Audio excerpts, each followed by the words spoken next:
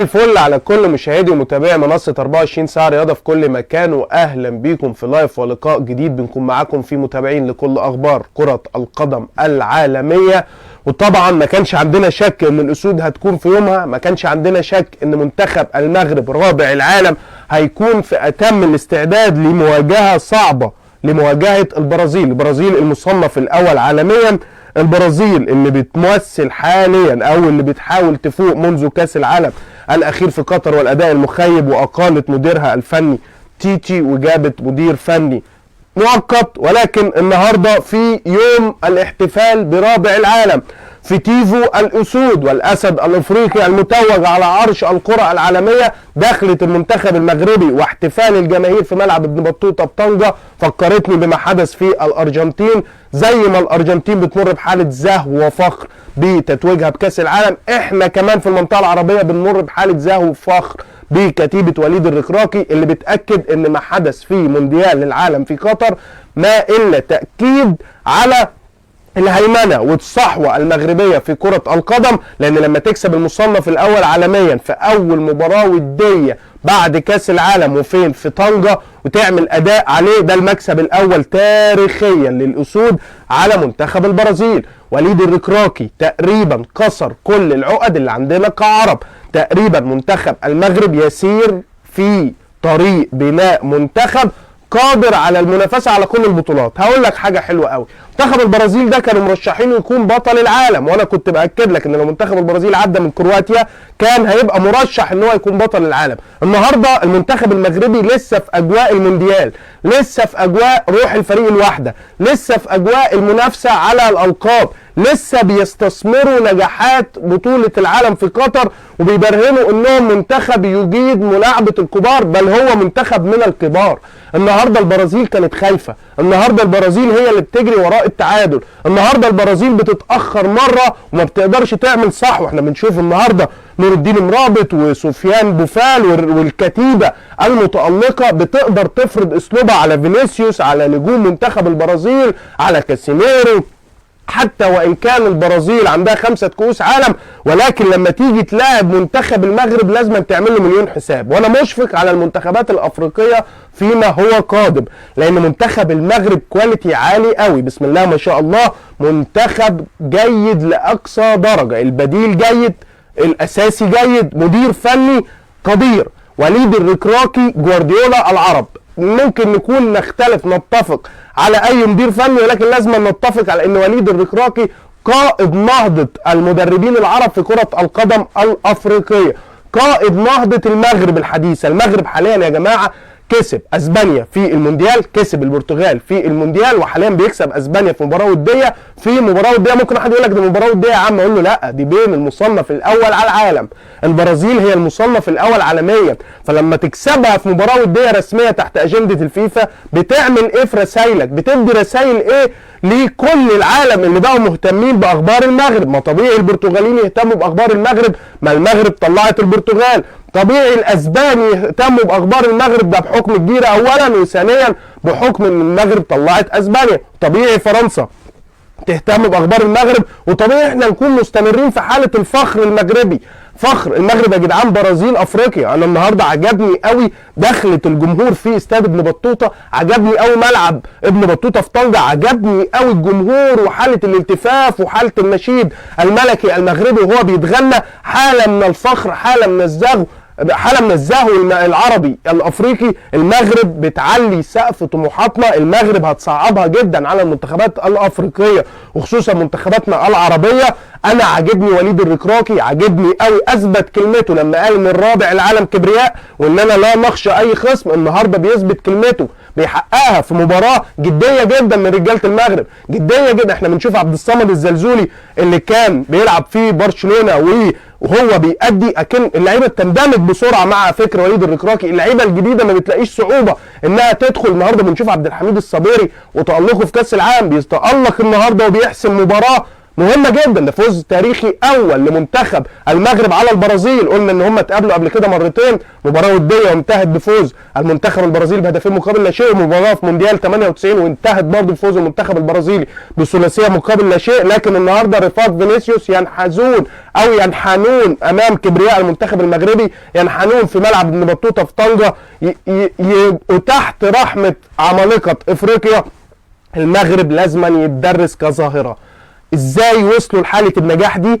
ازاي اشتغلوا ان هم يبنوا منتخب قوي كده؟ ازاي المنتخبات العالميه بقت تخشى مواجهه نجوم المغرب؟ ازاي النهارده فينيسيوس اتقفل عليه؟ احنا شفنا فينيسيوس واحد من اخطر اجنحه العالم في كل اوروبا، واحنا عارفين نجاحاته مع ريال مدريد وامام كل الفرق الاوروبيه. شوفوا النهارده ازاي قدر وليد الركراكي يقفل عليه، ازاي قدر يخلي لعيبه منتخب المغرب متحضره صح، متحضره تكتيكيا بشكل ممتاز لمباراه وديه، ولكن هي مباراه من كاس العالم الاخيره. نفس الروح، نفس الشغف، نفس التألق، نفس الحماس، نفس اللعب من اجل التيشيرت ومن اجل شعار المنتخب المغربي. نمسك الخشب. المنتخب المغربي مفخرة، المنتخب المغربي يستحق ان يدرس في مناهجنا العربية. ازاي وصلوا لحالة التطور دي؟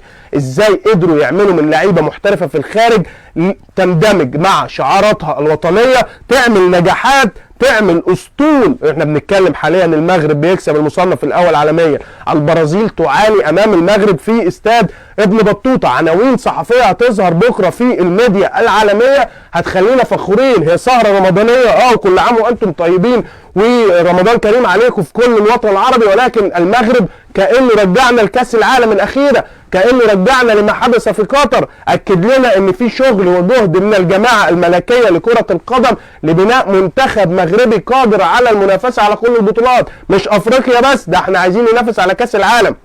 وأنا بقولها لكل الأشقاء في المغرب، بصراحة عشمتونا.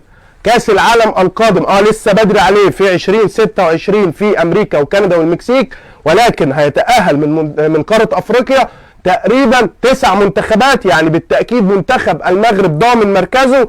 أنا بسألكم وبتمنى ده يحصل، ليه لأ ما يستمرش البناء، ما يستمرش الجهد، ما يستمرش العطاء لجعل منتخب المغرب أول منتخب إفريقي عربي ينافس على نهائي كاس العالم. وصلنا السيمي فاينل في مباراه صعبه جدا كانت امام فرنسا، طلعنا اسبانيا، طلعنا البرتغال، عدينا، كنا ند بند مع فرنسا. ليه في 2026 ما نقدرش نكون في الفاينل؟ ما الامكانيات هي الحمد لله، ما وليد الركراكي في فكره موجود، ما البناء المغربي للساحه العربيه موجود.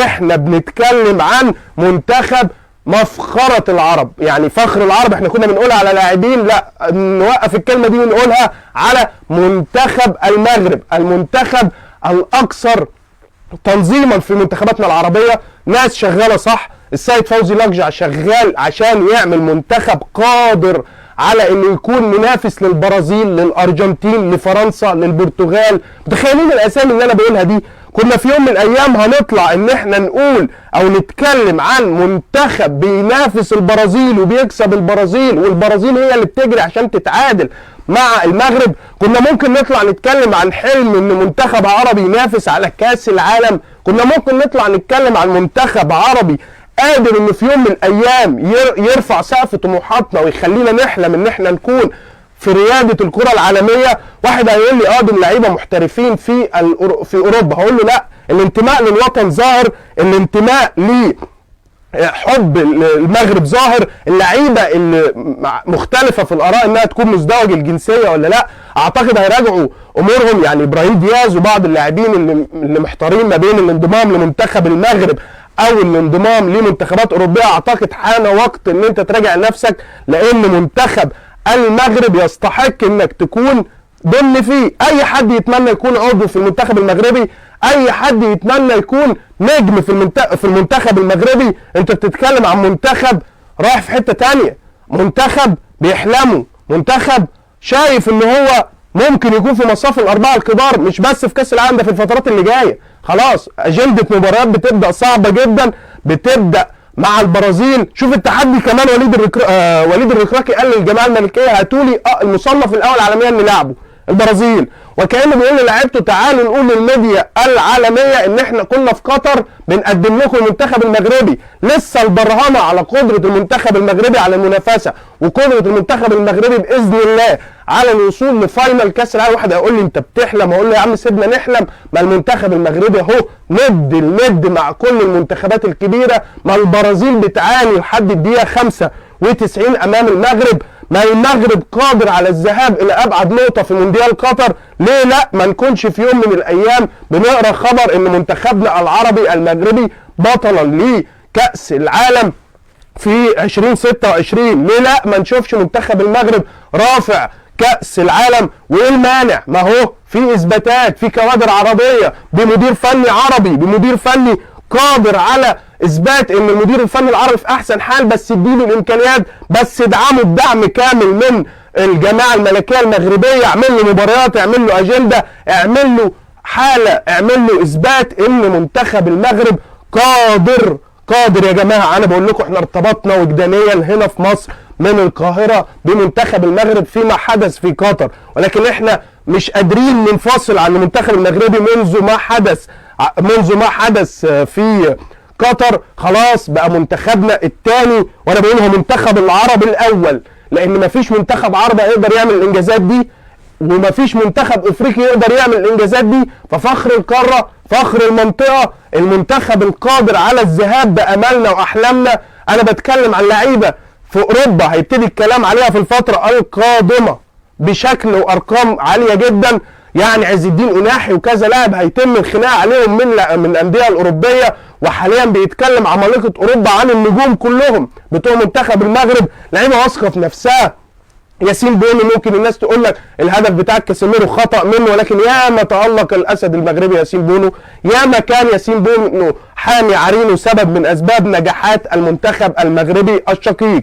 المنتخب المغربي اعتقد ان بالبناء ده ومع الظهور الاول في المباراه الوديه امام البرازيل بعد المونديال، بعد نهايه مونديال قطر، اعتقد المنتخب المغربي هو المرشح الاول للفوز بكاس الامم الافريقيه القادمه، والمرشح الاول للفوز بكاس الامم الافريقيه ما بعد القادمه. يعني في نسختين وبعدهم يجي كاس العالم 2026 اللي انا براهن من دلوقتي، بس بشرط استمراريه الامر، وباذن الله يستمر المنتخب المغربي في هذا الحال. انا براهن ان المنتخب المغربي هيكون حصان اسود، لا حصان اسود دي قديمه، منافس قوي جدا على كاس العالم في 2026 في كندا والولايات المتحده والمكسيك. وباذن الله باذن الله لو قدر لمنتخب المغرب ان ملفه مع اسبانيا والبرتغال ان هم يستضيفوا كاس عالم 2030، يعني انت بتتكلم عن بناء من دلوقتي لكاس عالم ممكن تحتضنها المملكه المغربيه بعد 7 سنوات في 2030. فانت بتبني جيل يقدر يكون في المعترك اللي تستضيفه باذن الله المغرب، لان الملف المشترك بين المغرب والاوروبيين قوي جدا. الملف المشترك بين الاتحاد الاوروبي بين اسبانيا والبرتغال والمغرب قوي جدا في الساحه، وانا في رايي ان هو اللي هيكسب. فبالتالي ان المنتخب المغربي لما يوصل ل 2030 يكون منتخب جاهز تماما للمنافسه العالميه، لانه احتك بالخصوم العالميين، لانه احتك بالمدارس المختلفه، لانه احتك بكل اباطره العالم، لانه نجم، لانه هو فخرنا، لان كل حاجه تقدر تقولها عن منتخب المغرب. انا ببارك للاشقاء المغاربه وبارك كمان وبشكرهم بصراحه على الكرنفال اللي عملوه لاسودهم واسودنا برضو. احنا بنتكلم عن لاعبتكم هم رموز دلوقتي المنطقه العربيه ورموز لينا كمحبين لكره القدم، لان انت بتتكلم عن نجاحات انجازات خرافيه ما كانش حد يصدقها. احنا كنا بندخل البلاي ستيشن نلعب بطوله كاس العالم، ممكن نوصل ان احنا ننجح في يوم من الايام ان احنا نفوز في البلاي ستيشن وننافس على كاس العالم.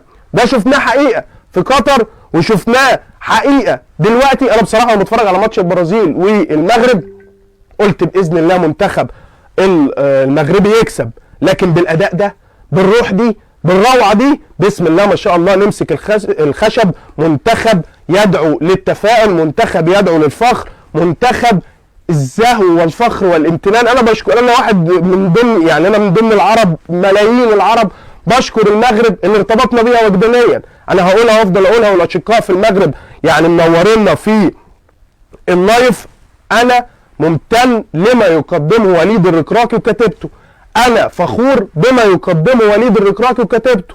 كل المنطقه العربيه فخوره بما واستمرار النجاح ده. احنا فخورين بواحد مع اننا في قاره واحده ومع اننا ممكن نتنافس، لكن لا يمكن انسى ان المغرب في يوم من الايام فرحتني بفوزها على اسبانيا، بفوزها على البرتغال، بقهرها للعقده البرازيليه. النهارده كان في عقده برازيليه لمنتخب المغرب انتهت تماما خلاص. 3 ماتشات بين البرازيل والمغرب، البرازيل فازت مباراتين والمغرب فاز مباراه في 2023. انا كعربي لازم اكون فخور بكده، انا من المحيط للخليج لازم اكون فخور بالانجاز المغربي، لازم اكون متاكد ان البناء والشغل اللي بيعمله السيد فوزي لقجع والجماعه الملكيه لكره القدم شغل باخلاص وصل منتخب المغرب للنجاحات العاليه دي. وصلنا احنا كعرب دلوقتي نكلمكم في لايف ولقاء في ساعه رمضانيه ان منتخب المغرب قهر البرازيل، ان منتخب المغرب بينافس على التصنيف العالمي. خدوا بالكم بقى التصنيف العالمي منتخب المغرب هيقتحم ال10 الاوائل. ما هو انت لما تفوز المصنف الاول عالميا هتاخد بوينت كتير، هتتقدم في التصنيف. منتخب المغرب فخر العرب الحقيقي، ولازم نشكر كل لعيبه المنتخب المغربي كل القوام. وليد الركراكي هرجع واقول ان الراجل ده او المدير الفني ده بالنسبه لي انا افضل مدير فني في العالم. استلم فرقه مدمره نفسيا من وحيد خليلوزيتش، حولها من لعيبه ما كانتش مركزه مع المنتخب، مع لعيبه كانت محتكه بمشاكل كتير مع المدير الفني البوسني السابق، من مدير فني عصبي بوسني البوسني خليلوزيتش لمدير فني قريب ليهم في السن، اخ ليهم، بنى فريق ذهب فيه لرابع العالم واتحدى العالم كله واتحدى الميديا وقال لهم احنا هنثبت لكم ان اللي حصل في قطر ده ما كانش صدفه، دي كانت نتاج عمل وجهد. والنهارده امام البرازيل وما ادراكم البرازيل 5 كؤوس عالم على التيشيرت والمصنف الاول عالميا، يقهر وليد الركراكي العقده البرازيليه. وانا عايز اشوف بقى المغرب بتلعب الارجنتين، عايز اشوف المغرب بتلعب الكل، بتلعب الكل الاباطره في العالم. احنا ما بنخافش. وهقول احنا، اسمحوا لي الاخوه المغاربه ان احنا نقول احنا، لان انا قلت لكم انا شخصيا ارتبطت وجدانيا جدا بمنتخب المغرب، بقيت بتابع اخباره، بقيت فان جدا ومحب ليه. طبعا انا محب للشقيقه المغرب، ده بحكم عروبتنا وبحكم الاشقاء وان احنا دولتين يعني دايما مصر والمغرب اخوات، ولكن انا ارتبطت بمنتخب المغرب كرويا جدا، زيه عندي زي منتخب مصر. وبطوله افريقيا اللي جايه اذا حدث، اذا ما كانتش من نصيب مصر تكون من نصيب المغرب، لان المغرب لازم يستمر في الرياده، لان المغرب لازم يستمر في تقدمه، لان المغرب لازم يكون الفريق العربي الاول. وانا شايفها بصراحه حاسسها ان 2026 اقلها نكون في السيمي فاينال، برضو اقلها نكون في دور الاربعه. ولو عرفنا نصنع المستحيل، نصنع المفاجاه، نصنع التاريخ. ووليد الركراكي وكتيبته قادرين يصنعوا التاريخ، ووليد الركراكي وكتيبته قادرين يذهبوا باملنا وطموحاتنا في المنطقه العربيه وفي افريقيا كلها الى عنان السماء. انا فخور بما يحدث في المنتخب المغربي. يعني حتى الاشقاء انا شايف تعليقات بيقول ليس منتخب مغربي بس حتى مصري يعني انا شاكر شكركم ليا وشكركم لمصر. انا سعيد جدا، مبروك للاشقاء المغاربه، مبروك لينا كعرب. مباراه وديه بس المباراه دي فخر وهتتسجل في التاريخ. هيجي في يوم من الايام يقول لك ان البرازيل سقطت في استاد ابن بطوطه امام اسود الاطلس. هيجي في يوم من الايام يقول لك ان عبد الحميد الصابري قتل او سجل هدف قاتل في مرمى البرازيل في مباراه وديه ولكن حقق الفوز الاول للمغرب على حساب البرازيل. ده تاريخ يا جماعه، مباراه وديه بس تاريخ. يمكن احنا في مصر لما كسبنا ايطاليا اللي كانت بطل عالم في كاس القارات 2009 في جنوب افريقيا ما ساعدناش الفرحه، وايطاليا وما ادراكوا ايطاليا. فعشان كده انا حاسس بان المباريات الوديه لها اهميتها. المباريات الوديه بناء لفريق قوي قادر على المنافسات العالميه. انا بشكر كل اللي بيحيونا وبشكر كل المشاعر اللي في اللايف، بشكركم شكرا جزيلا، بشكر تعليقاتكم وتفاعلكم الدائم معانا. يعني احنا اشقاء كأمة عربيه ونحن كذلك فخورين. منورنا من احلامي زياره مصر، تنور مصر وتنور المحروسه بيك. والله احنا كمان بنحب منتخب مصر كل ده، انتم منورينا. يعني انا سعيد، مبروك لكم يا اسود والتوفيق لكم دائما. تحياتنا لحبايبنا المصريين. استاذ سعيد منورنا، ربنا يحميكم ايها المصريين، نحبكم كثيرا. احنا اللي بنحب المغرب وشعب المغرب، واحنا والمغرب دايما في بينا صداقات ومرتبطين ثقافيا. ويمكن من الدول القريبه للشعب المصري. المغرب هي فخرنا في كره القدم بصراحه، يعني هقولها تاني، وهي المنتخب الاقوى عربيا وافريقيا. وبصراحه انتم اللي شابوه، وانتم اللي تستحقوا الشكر، لانكم بتقدموا لنا الاداء ده والاسلوب ده والتقدم ده والطموح ده. كنا فقدنا الثقه كعرب في افريقيا في الكوره، انتوا رجعتوا لنا الثقه، رجعتوا لنا ان احنا ممكن نكون تاني اسياد للعالم زي ما كنا زمان خالص يعني. فباذن الله وليد الركراكي اللي انا بحبه جدا وبرسل ليه كل التحيات، هو كتيبه المغرب والسيد فوزي لقجع وكل الاشقاء المغاربه. كره القدم المغرب هي برازيل افريقيا. لا برازيل ايه بقى؟ البرازيل احنا هزمناها. المغرب هي مغرب واحده بس، المغرب هي اللي يتضرب بيها المثل، لا برازيل ولا غيره. عندنا مغرب واحده، عندنا رابع عالم واحد. عندنا الكلمه اللي قالها وليد الركراكي اللي هختم بيها اللايف واللقاء ده معاكم، ان كبرياء رابع العالم لازما يلعب بيه الاسود. وفعلا لعبوا بكبرياء امام البرازيل. منتظرين المغرب في قادم المواعيد. الف مبروك للاشقاء المغاربه، الف مبروك للعزيزه المغرب والمنتخب المغرب. فوز ودي ولكن اعاد لنا ذكريات كاس العالم الاخيره في قطر. انا بشكر تفاعلكم الدائم معاكم، بشكر تواجدكم الدائم معانا، بشكركم انا محمد حسني. شكرا جزيلا على كل التعليقات واللايكات والتفاعل مع البث واللقاء. كنا لازم نكون معاكم في يوم جميل، يوم رمضاني جميل، لان المغرب يتسيد العالم حاليا كرويا. كل سنه وانتم طيبين. بشكركم انا شكرا جزيلا محمد حسني، والى اللقاء في لايفات ولقاءات تانية جديده دائما وابدا عبر منصه 24 ساعه رياضه. الى اللقاء.